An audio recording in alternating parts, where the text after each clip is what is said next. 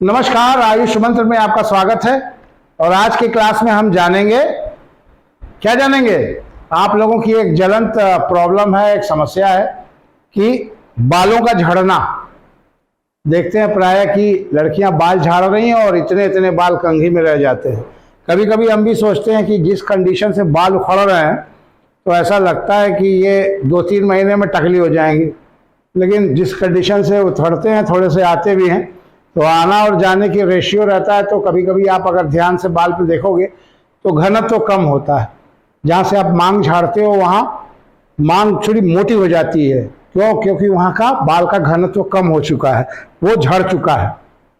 ठीक, तो आज हम जानेंगे बालों का झड़ना, हेयर फॉल जिसे कहते हैं, दो मुहा बाल, कमजोर बाल, ब्लैकिश ना लिए हुए एक अजीब सा नेरेट रहता है बाल, जैसे कि आजकल लोग फैशन में वो डल या ड्राई कराते हैं, तो ऊपर वाले ने इसे बना दिया। तो ये सारे बाल की एक दोष है, कमियां हैं, जिसके कारण इस तरह की होती है। और इसका जिम्मेदार कोई और दूसरा नहीं है, इसके जिम्मेदार हम ही लोग हैं। हमारी लाइफ स्टाइल ऐसी है, हमारा खान पान ऐसा है कि हमारे धीरे धीरे एक एक अंग जो है, पहले के ज़माने में आप देख रहे हो 40 साल के बाद ये प्रॉब्लम शुरू होती थी, 50 के बाद ये प्रॉब्लम शुरू होती थी। आजकल 20-25 साल के लड़कों का भी यू हो गया है आगे से, अगर आप देखोगे, या एम कंडीशन में है ये। तो ये प्रॉब्लम्स आती है। ठीक है, तो आज हम इस पर डिस्कशन करेंगे कि ये क्या है और कैसे हम इससे बच सकते हैं। ठीक, अब जानते हैं हम एलोप्सिया के बारे में।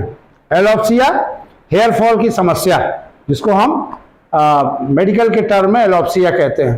ठीक ना, हेयर फॉल की समस्या यानी एलोप्सिया, जिसमें हमारे बालों के, खास तौर पे स्कैल्प के बाल का पतला होकर झड़ना। स्कैल्प के बाल जो होते हैं, सर के बाल, वो पतले होकर झड़ने लगते हैं। तो पहले वो पतले होते हैं, पतले होने के बाद कमजोर हो जाते हैं और जड़ से उखड़ जाते हैं। तो जब हम लोग कॉम्ब वगैरह करते हैं तो वो कॉम्ब में के रास्ते बाहर आ जाते हैं। पुरुष में टॉप ऑफ द हेड, कुछ लोगों को देखते होंगे यहाँ से टकले होते हैं, बैक साइड से, टॉप से दखले होते हैं, से शुरू होता है ये।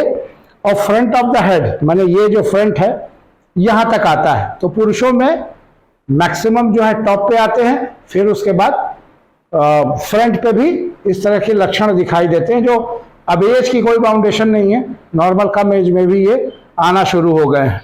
स्त्रियों में, अगर फीमेल्स की बात करते हैं तो फीमेल में टॉप ऑफ द हेड से स्टार्ट होते हैं। अमूमन देखा गया है कि गुच्छे के रूप में इधर उधर से औरतों के बाल, क्योंकि बाल बड़े होते हैं इसलिए पता नहीं चलता। अगर कस के आप उसको गीला कर दीजिए तो आपको पता चल जाएगा कहाँ कहाँ से आपका बाल झड़ रहा है।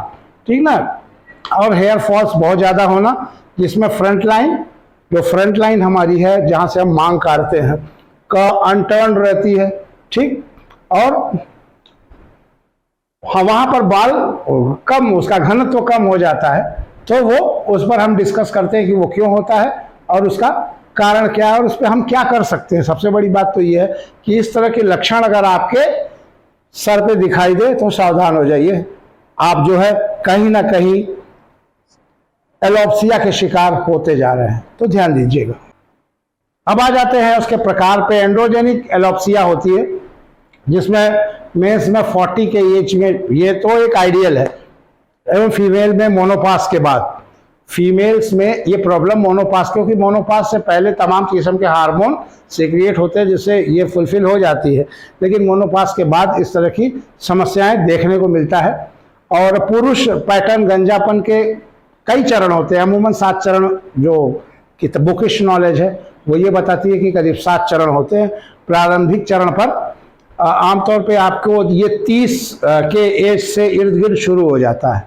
ठीक ना, और अगर यहाँ पे देखते हैं तो बालों को बहुत कम गिरना, फर्स्ट स्टेज में बहुत कम गिरना, और या साइड से थोड़ा सा गिरना, उतना ही कहलाता है। लेकिन अगर स्टेज सेकंड में आ जाते हैं तो आपके बाल कान और माथे के बीच में, त्वचा के आसपास हल्के हल्के झड़ते आपको नजर आएंगे। अगर ऐसे नजर आते हैं तो आप सेकंड स्टेज में हैं। थर्ड स्टेज पे अगर आप बात करते हैं तो आपकी कनपटी के चारों ओर गहरी हेयरलाइन की मंदी हो जाती है, यहाँ पर जो है बाल की कमी हो जाती है। तो आप थर्ड स्टेज, धीरे धीरे 7 स्टेज इसकी बताई गई है, 7वें स्टेज में आपका सर पे चांद नजर आना शुरू हो जाता है और आगे से 14वीं का चांद नजर आना शुरू हो जाता है। ठीक, लेकिन कुछ लोगों में किशोरावस्था के अंत में ही ये लक्षण दिखाई देते हैं। ठीक है, आपके हेयर लाइंस का जो आकार है वो एम या यू हो जाता है। एम देखिए, एम, इसमें एक चीज हम आपको बता दें, एम मतलब ये जो सर है यहां पे बाल रहेगा, यहां से चला जाएगा, एम हो गया। यू का मतलब यहीं से गायब हो गया, माथा काफी ऊपर चला गया। वैसे आजकल ये तमाम फीमेल्स में भी देखने को मिल रहा है, माथा काफी बड़ा हो गया है क्योंकि वहां से झड़ता है, बाल निकल जा रहा है। ठीक, तो ध्यान दीजिएगा, अगर आपको है तो आप प्रॉब्लम में हैं, आपको क्या इलाज करना है आगे बात करते हैं। अब महिलाओं में एंडोजेनिक एलोप्सिया के कारण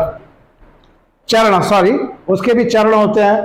पहले चरण में बालों का कम या बिल्कुल नहीं झड़ना, बहुत कम झड़ता है या पता भी नहीं चलता, आप कंघी कर रहे हो, 2, 4, 5, 10 बाल आपको उसमें नजर आ रहे हैं, तो आप फर्स्ट स्टेज तक आ चुके हो। सेकंड स्टेज में आपके बालों को मध्य भाग में थोड़ा सा झड़ना शुरू हो जाता है, सेंट्रल लाइन में आपका बाल झड़ना शुरू हो जाता है। थर्ड स्टेज में आपके मध्य बाल में एक बड़ा अंतर मौजूद और एक गैप दिखाई देने लगता है।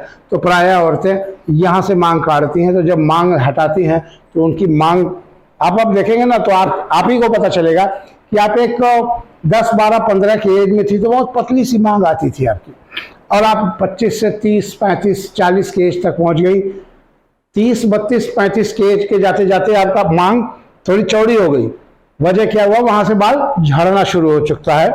फोर्थ स्टेज में गंजे धब्बे एयरलाइंस के सामने दिखाई देते हैं, पता चला कि आप झाड़ रहे हो तो यहाँ से बाल कम है, यहाँ से बाल कम है, गंजेपन की शुरुआत हो चुकी होती है। अगर इस तरह की शुरुआत हो रही है तो ध्यान दीजिएगा, आज ही अपने बाल को गीला करिए और कोशिश करिए कि चेक करिए कहीं आप गंजेपन की शिकार तो नहीं ना हो रहे हैं। अब आ जाते हैं इसके कारण पर, इसका कारण क्या है, क्यों होता है ऐसा। अभी तक तो हमने जाना कि यहाँ से होता है, ऐसे होता है, ऐसे होता है। होता क्या है, जेनेटिक, हार्मोनल है, जेनेटिक है। अब जेनेटिक माने हमारे फोर फादर्स को, हमारे खानदान में ही ये चीज है, पता चला हमारे पिता, उनके पिता या उनके पिता, इस तरह से एक चला आ रहा है। तो जेनेटिक डिसऑर्डर भी आपके पास कहीं ना कहीं से आ गया है, तो इसमें भी इम्बैलेंस हो सकता है। आपकी जेनेटिक ये प्रॉब्लम है तो ये चीज आपके साथ आ सकती है। अब दूसरा कारण अगर हम जोड़ते हैं तो न्यूट्रिशन की डिफिशियंसी, ठीक ना, खास तौर पर आयरन, जिंक, इन सबों की डिफिशियंसी अगर हमारी डाइट में है, हमारे बॉडी में इसके डिफिशिएंट है, तो इस तरह की प्रॉब्लम हो सकती है। फिर एक मेजर प्रॉब्लम है फंगस इन्फेक्शन, जो प्रायः औरतों में होता है। क्योंकि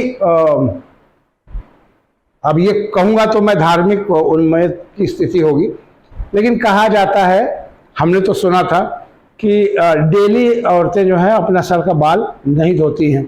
वजह वो कुछ धर्म से जोड़ती हैं कि डेली बाल झोड़ेंगे तो ये हो जाएगा, ये हो जाएगा, ऐसा हो जाएगा, तमाम चीज़ें हैं। लेकिन सफाई हर स्थिति पर रहनी चाहिए।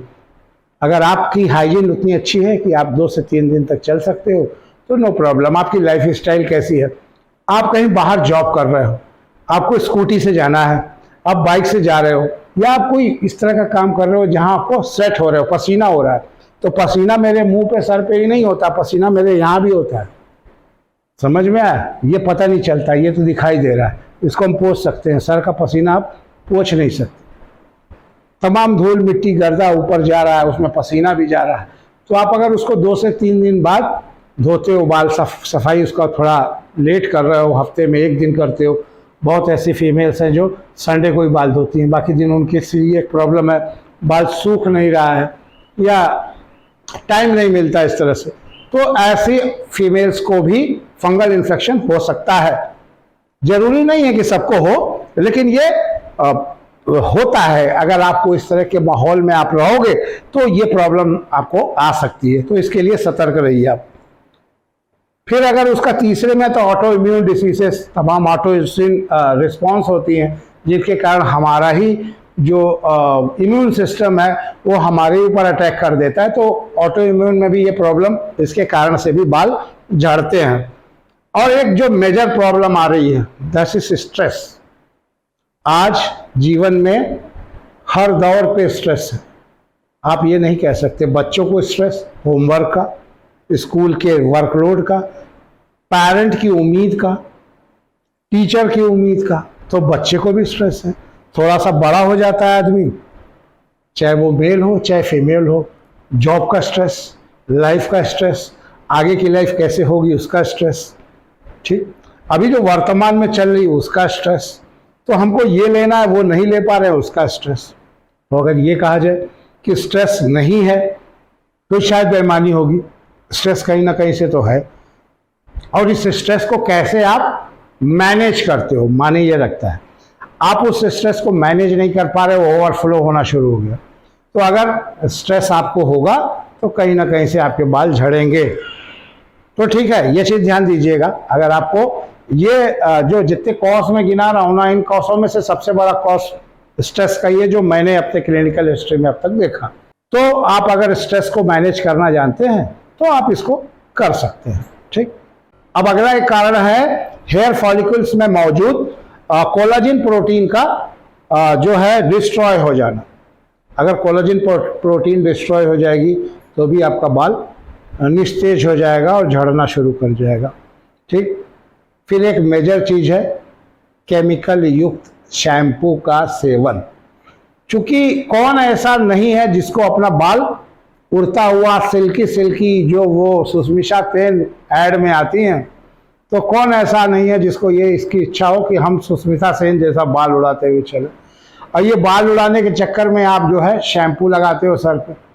कभी मुझे नहीं लगता कि कोई इतना वीर पुरुष होगा जो कैंपू में पीछे जो छोटे लिखे हैं उसको आप थोड़ा लेंस लगा के हार्ड करके बड़ा करके या मोबाइल से फ़ोटो खींच के थोड़ा इनलार्ज करके पढ़ो और जानो कि वो क्या है। अगर पढ़ो और जान जाओगे तो शायद वो शैम्पू लगाना छोड़ दोगे, क्योंकि शैम्पू आपको कुछ समय तक आपके बाल को सिल्की तो बना देता है लेकिन गंजा भी बनाता है, और बहुत तेज़ी से। ये वो लोग बहुत बेटर जानते होंगे जो लोग मेहंदी या डाई लगाते हैं अपने बाल को कलर करने के लिए या सुंदर बनाने के लिए। तो उनसे कभी पूछिए कि डाई या मेहंदी लगाने के बाद जब तुम 2 दिन शैम्पू करते हो तो डाई का क्या होता है? वो डाई छूट जाती है। इतना हार्ड केमिकल है कि वो डाई ही छूट जाती है उसमें से।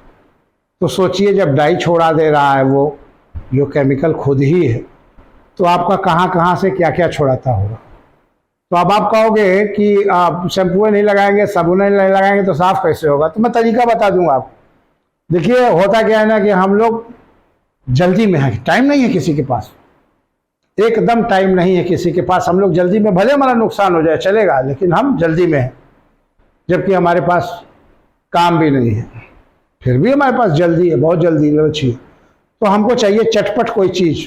शैम्पू है, लगाया, हाथ में लिया, उसको घोलते भी नहीं, हाथ में लिया या डायरेक्ट सर पे डाला, घाज बनाया और शावर से नहा लिया, बवाल खत्म। शैम्पू तो एकदम बाल को उड़ा दिया आपका। तो बाल को खाली ऐसे नहीं जंपिंग स्प्रिंग जंप नहीं कराता है, वो बाल को एकदम भी उड़ाता है। तो ये थोड़ा ध्यान दीजिएगा।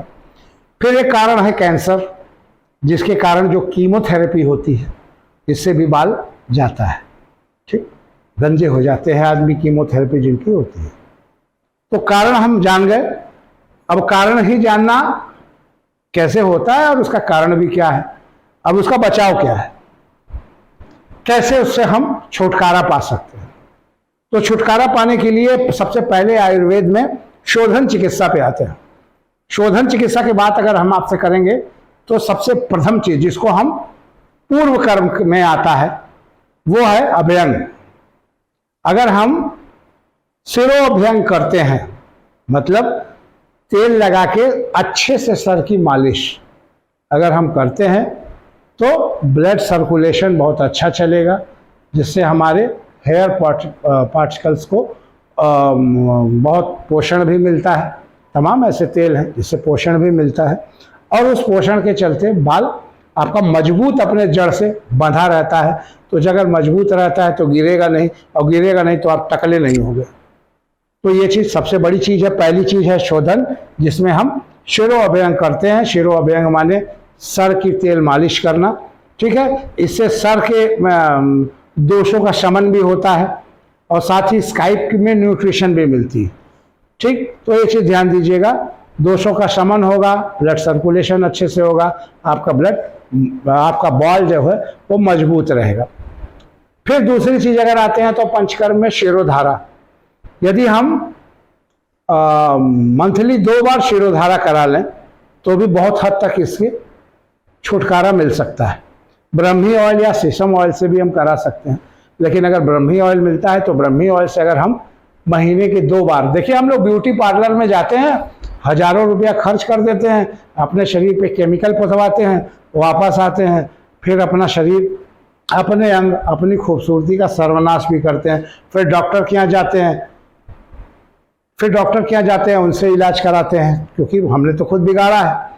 तो अगर अपने लाइफ स्टाइल में आप ये करते हो कि महीने में 2 बार, किसी संडे को आप किसी भी जो पंचकर्म आपके जगह पे, आपके जिला में, आपके गांव में या जहां भी वो पंचकर्म चिकित्सा होती है, उस पंचकर्म चिकित्सा में जाइए और आप कह सकते हो कि मुझे आज एक दिन के लिए शिरोधारा करा लीजिए। आप अपना ब्रह्मी ऑयल खरीद के ले जाइए, भाई आधा लीटर तेल लगेगा आपका, जो 200-400 रुपये लगेंगे, उसका प्रोसेसिंग फीस जो होगी उसको प्रोसेसिंग फीस दे दीजिए, वो आपका शिरोधारा कर देगा। अगर आप फिर वो तेल आपके पास बच जाएगा, वो तेल कम से कम आपको 1 महीना, 1.5 महीना, 2 महीना चल सकता है, तो आप उसको रीयूज कर सकते हो। तो आप अगर शिरोधारा महीने के 2 बार भी करा रहे हो तो आपका बाल मजबूत होगा, नए बाल ग्रो होंगे, और सबसे बड़ी चीज पित्त का शमन होगा। ठीक, कई लाभ आपको मिलेंगे, एक काम आप कराएंगे, लाभ कई मिलेंगे आपको, तो इसको याद रखिएगा। लीच थेरेपी भी कुछ लोग कराते हैं, वो लोग जिनके बाल चले गए हैं और उसको रिकंसीड कराना है, तो लीच थेरेपी भी इसमें कारगर काम करती है, लेकिन सभी के ऊपर नहीं, कुछ लोगों के ऊपर मात्र। ठीक, अब आयुर्वेदिक अप्रोच पे अगर आ गए, अभी तो हम पंचकर्म अप्रोच पे थे, अगर आयुर्वेदिक अप्रोच पे आ गए तो ये जान जाइए कि मुख्य रोग से पित्त के इम्बैलेंस के कारण ये प्रॉब्लम आपको होती है। तो हमको किसी न किसी को पित्त को बैलेंस में करना है, और सबसे बड़ी चीज है, पित्त बढ़ता कैसे है? स्ट्रेस, जैसा मैंने पहले भी बताया, स्ट्रेस के कारण। तो स्ट्रेस को आपको किसी न किसी तरीके से कम करना पड़ेगा। अब हेयर वॉश की बात करते हैं। अभी आपसे मैंने कहा था कि भाई आप शैम्पू ना लगाइए, साबुन ना लगाइए, केमिकल कोई चीज़ मत यूज़ करिए, तो आप हमसे पूछे थे हाँ कि हेयर वॉश कैसे करेंगे। तो हेयर वॉश करने के लिए आपको एक सबसे सरल तरीका बताऊं। आपके शहर में जो आयुर्वेदिक पंसारी की दुकान है, जहाँ ये सारी जड़ी बूटियाँ बिकती हैं, आप वहाँ पर जाकर उनसे जो है शिकाकाई, रीठा और त्रिफला या आंवला का पाउडर, त्रिफला मिल जाए तो बहुत बेटर है, नहीं मिलता आप आंवला का भी पाउडर ले सकते हैं, शिकाकाई ले सकते हैं और रीठा ले सकते हैं। इसको लेके इतने की मात्रा में रात में पानी में भिगो दीजिए और सुबह उसको मसल दीजिए पूरा, तो आपका पूरा मज़े का एक शैम्पू तैयार हो गया, जिसको आप, सस्ता भी पड़ेगा, जिसको आप 2 लोग 3 लोग आराम से नहा सकते हैं आपके घर। और अगर एक दिन आप आंवला, रीठा, शिकाकाई से अपना सर धो ले रहे हैं तो मुझे नहीं लगता कि आपको 2 दिन तक कोई प्रॉब्लम इस तरह से क्रिएट होगी। ठीक है, क्योंकि आप त्रिफला भी लगा रहे हैं तो कहीं ना कहीं से वो आपके लिए प्लस करेगा। तो उससे सबसे बड़ा प्लस है कि 1-2 दिन आपको हेयर वॉश करने की ज़रूरत नहीं है, आपका बाल सही तरीके से रहेगा। अब अगर ऑयल की बात अगर हम करते हैं तो ashwagandha, lavender, Apple side vinegar, ये हमारे बाल के जड़ों में, संडे आप लोग करते हो तो संडे को आप अपने बाल के जड़ों में एप्पल साइड विनेगर, या मिल जाएगा मार्केट में खरीदने को, एप्पल साइड विनेगर ऑनलाइन मिलता है, आप मंगवा लीजिए। अश्वगंधा ऑयल या लेवेंडर ऑयल भी मिलता है, रुई में डिप करके उसको जड़ों के में लगा दीजिए, जिससे जो है जो ये इन्फेक्शंस होते हैं, जो सर में फंगल इन्फेक्शन है, किसी तरीके का जो इन्फेक्शन होता है, उससे आपको बहुत हद तक आराम मिल जाएगा। और मैं तो कहूँगा कि कोकोनट ऑयल का प्रयोग करिए, अगर शुद्ध मिलता है तो कोकोनट ऑयल बहुत बढ़िया है आपके बाल के लिए, हेयर ग्रो के लिए भी। आप देखते होंगे साउथ में कोकोनट ऑयल यूज़ होता है और औरतों के बाल बड़े लंबे लंबे होते हैं। तो आपके सामने प्रयोग भी है और आप देख के कर भी सकते हो, तो कोकोनट ऑयल आप उसके लिए यूज़ कर सकते हो। और आप लेमन का जूस जो निकाल कर हेयर के स्कल्प में लगा सकते हो, हेयर ग्रोथ के लिए काम करता है, तो जिससे आपके हेयर ग्रोथ होते हैं और इन्फेक्शन भी थोड़ा सा बचता है, विटामिन सी भी उससे आपको मिलती है। तो ये आयुर्वेदिक अप्रोच था जिसको मैंने आपको बता दिया। अब अगर आप मेडिसिन के टर्म में आते हो, आयुर्वेद के मेडिसिन के टर्म में आते हो, तो लोहा सौ का प्रयोग कर सकते हो आयरन है। लोहा 100 का प्रयोग कर सकते हो, नरसिम्हा रसायन का प्रयोग कर सकते हो, तिक्त कषायम का प्रयोग कर सकते हो, और च्यवनप्राश का तो सामान्य सब आपके लिए अच्छा है। अगर असली च्यवनप्राश है या जब आंवला आता है आप खुद बनवा लीजिए। तो आप लोहा 100, नरसिम्हा रसायन, तिक्त कषायम या च्यवनप्राश का उपयोग इसके लिए कर सकते हो।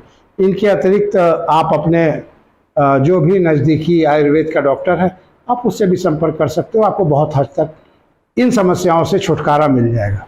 ठीक, तो उम्मीद करता हूं कि आप लोग का बाल झड़ना बंद हो जाएगा, क्योंकि आप उसका प्रयोग करना शुरू कर दोगे। इसको देखने के बाद अच्छा लगेगा कि आप में से किसी का भी अगर कोई लाभ होता है तो इस बात से हम लोग की खुशी होगी। ठीक, आपके बताए समस्या का हमने निदान बता दिया, कारण बता दिया, क्यों हुआ ये भी बता दिया।